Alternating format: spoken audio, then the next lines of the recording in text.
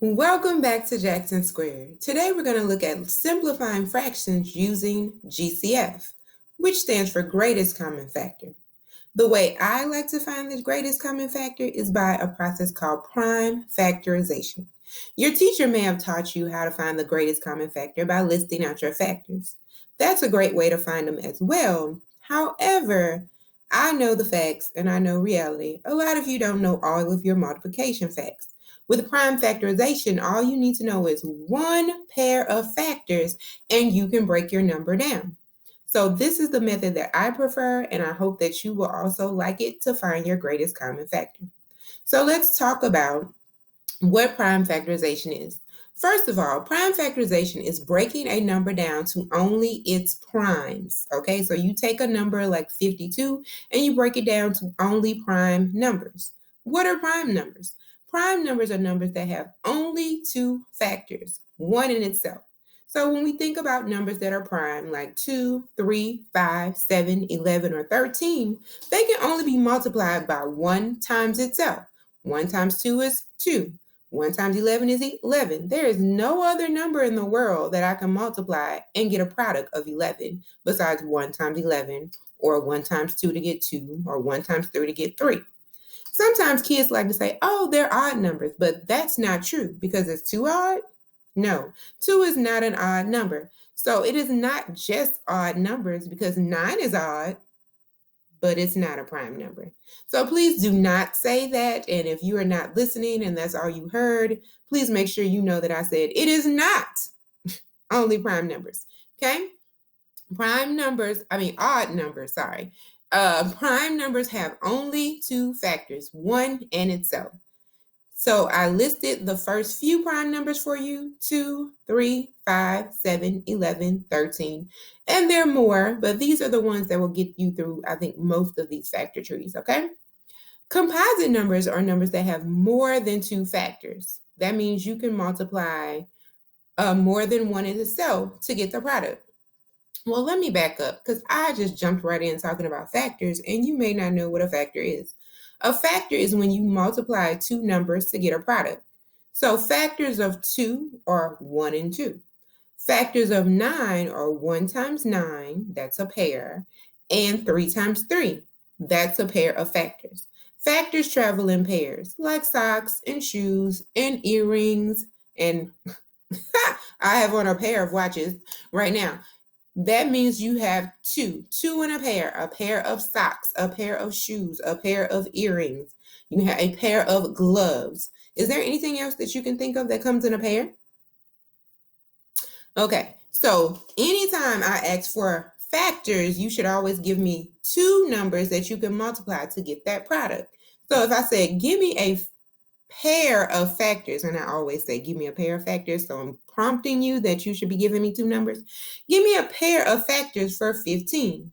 Hopefully you will say 1 and 15 and 3 times 5.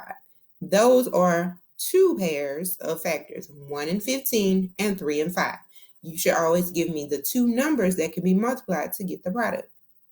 So again, going back, prime numbers only have two factors, one in itself, and composite has more than two factors. So for example, I told you 9 was not prime, even though it's an odd number, because it has more than two factors. It has 1 times 9 and 3 times 3. 3 only counts once because it's the same number. It has 3 factors. So any number that has more than two factors, which 3 is more than 2, is considered a composite number.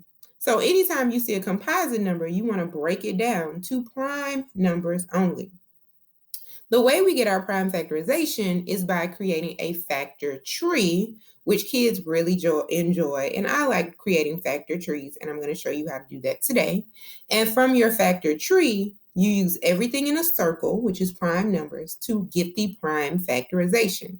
So make sure you notice a factor tree and prime factorization are two different things. A lot of times kids will do the tree and forget the prime factorization. Well, the whole point of the tree is to get the prime factorization so we can find out what the GCF is.